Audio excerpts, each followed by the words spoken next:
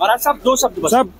Exit poll आ गया है आपका। मैंने सदैव कहा है कि भारतीय जनता पार्टी की सरकार जनता के आशीर्वाद से मध्य प्रदेश में बनने जा रही है। अब हम लोग 48 घंटे के लिए इंतजार करें। एमपी में एग्जिट पोल के आंकड़े सामने आ गए। आंकड़ों में यह भी सामने आ गया कि बीजेपी जो है उसे बहुमत मिलता हुआ नजर आ रहा है और बीजेपी की सरकार मध्य प्रदेश में बनने जा रही है।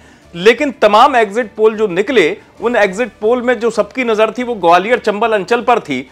अनुमान लगाने वाले पहले अनुमान लगा रहे थे कि ज्योतिरादित्य सिंधिया की वजह से कहीं बीजेपी को नुकसान ना हो जाए, लेकिन अनुमान कुछ अलग निकला। यहां पर ज्योतिरादित्य सिंधिया ने जिस जमीनी अंदाज में मेहनत की उसका असर कम से कम एग्जिट पोल के आंकड़ों में तो दिखा, जो आंकड़ा 18-20 तक पहुंचा। लेकिन एग्जिट पोल सामने आने के बाद दिल्ली से ग्वालियर पहुंचे ज्योतिरादित्य सिंधिया भी सामने आए। एमपी तक ने उनसे सवाल किया, क्या ज्योतिरादित्य सिंधिया सीएम बनेंगे?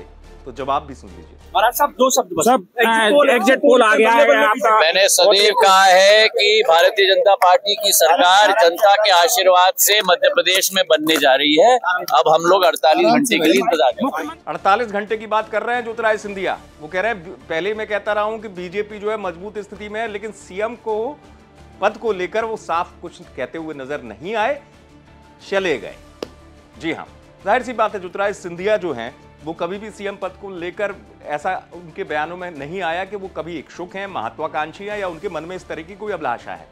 लेकिन चूंकि अगर ग्वालियर चंबल में ज्योतिरादित्य सिंधिया की अगर मेहनत परिणामों में रंग लाती है, यदि वही टैली परिणामों में हमको दिखती है कि 18 से 20 तक बीजेपी पहुंच रही है, तो आप इतना तो मान के चले कि अगर ये परिणाम होंगे तो ज्योतिरादित्य सिंधिया के कद बढ़ने से इनकार नहीं किया जा सकता। क्योंकि ज्योतिरादित्य सिंधिया ने इस पूरे चुनाव में ताकत झोंकी और पूरे अंचल में वो अपनी मेहनत करते हुए नजर आए।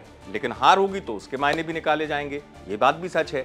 लेकिन इन तमाम स्थितियों के बीच में चूंकि बीजेपी का एक बड़ा आंकड़ा आया तो बीजेपी की हलचल ज्यादा तेज होगी। अगर उनका आंकड़ा 150 का बताया गया तो भाई बीजेपी ज्यादा खुश होगी। यही वजह है कि ज्योतिरादित्य सिंधिया जो हैं उनके चेहरे पर आत्मविश्वास नजर आया। लेकिन सीएम पद के सवाल पर ज्योतिरादित्य सिंधिया ने ऐसी बात कहकर कुछ और ही इशारा दे दिया। ग्वालियर से आप तक खबर पहुंचाई सर्वेश को। इतने आप देखते रहे एमपी तक।